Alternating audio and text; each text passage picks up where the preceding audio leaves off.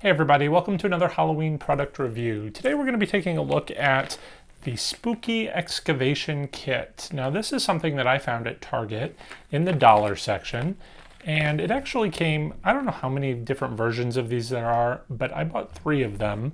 I only have 2 because I actually did this while I was on a work trip, and I did one, I did one for you in the hotel. Then I went to check my video because, you know, I'm the most amateur when it comes to video making, and it totally wasn't in the shot at all. So I'm back at home with my other 2 with a tripod, so that hopefully you'll get to see the actual excavation of the Spooky Excavation Kit.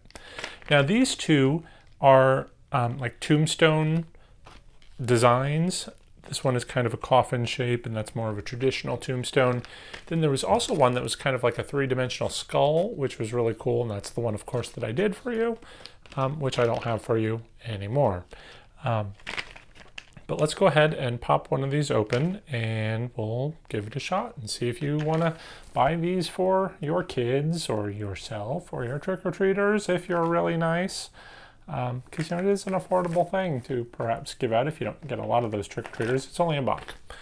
But just to take a quick look, so these are different color packages. One's orange, one's green, with a little bit different designs. They do say that they are 6+ years, and it says to use tools to chip away and dig and find the hidden surprise. And on the back it shows you the type of hidden surprise that you may get. Now you're only going to get one of these. It's either going to be, for instance with this one, a little plastic rat or a bat, or this one is either a spider or a skull.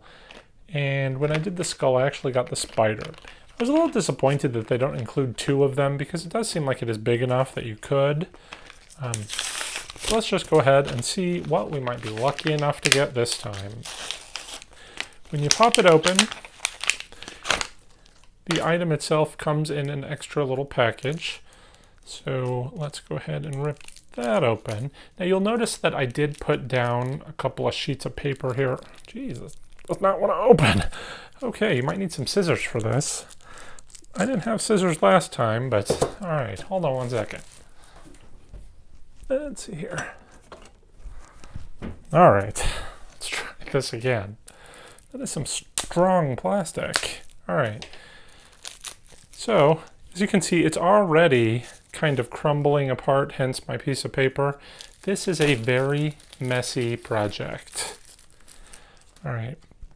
In fact, if you don't want your hands to completely dry out, you might want to use some gloves. So I'm just going to go ahead and put a couple of these on.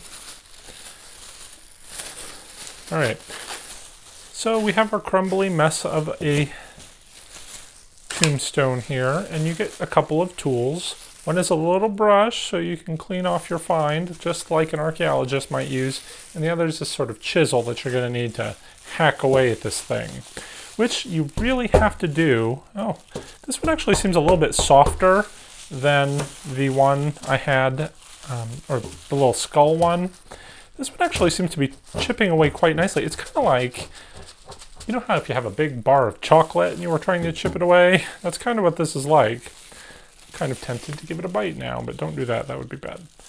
This one is so much easier. Wow. So the skull one that I had was a white, whatever this stuff is made of. I don't think it actually says on here.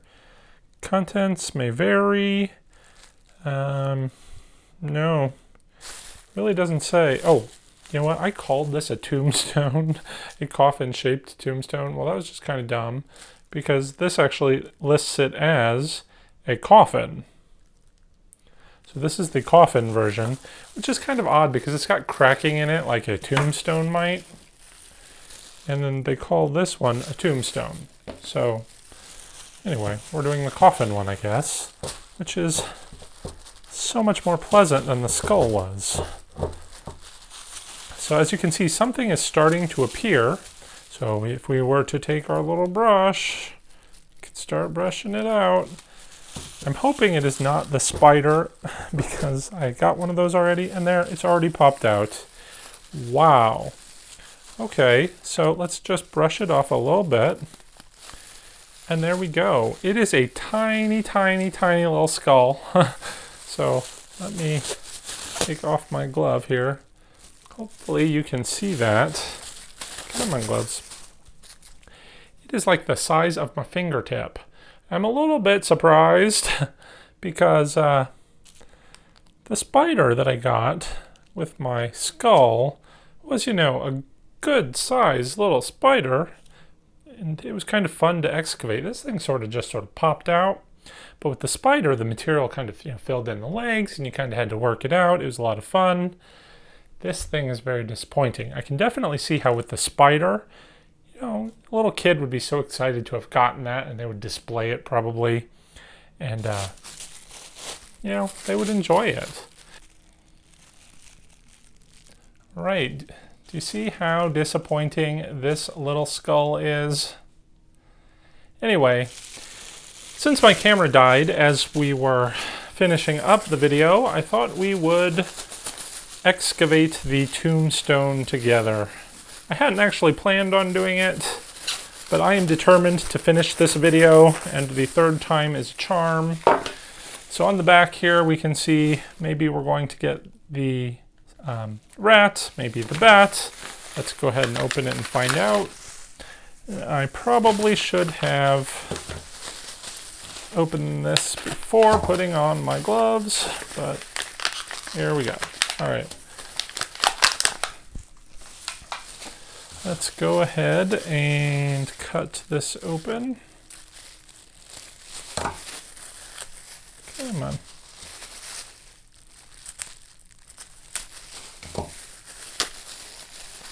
All right, so here it is. Let's see, will it break at all? Nope, couldn't be that easy. All right, let's see.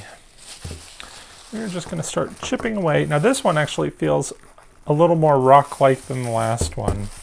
The last one almost had kind of like a more clay-like feel. Getting so tired of doing this. I hate these things. So really, I think you're supposed to do that sort of method, but I'm just trying to do this very quickly for the camera before my battery runs out again. All right, come on.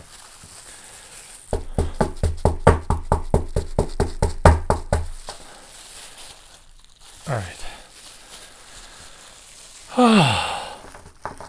This is a tiring project, and it is. These little things do not have any sort of grip to them at all. It makes it a little difficult. Your fingers start to hurt after a while.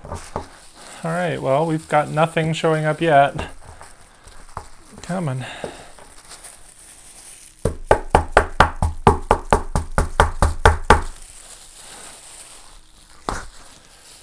All right, well, we're getting closer. I'm guessing this is the bat. I have seen the spider. I know that's not what the spider leg looks like.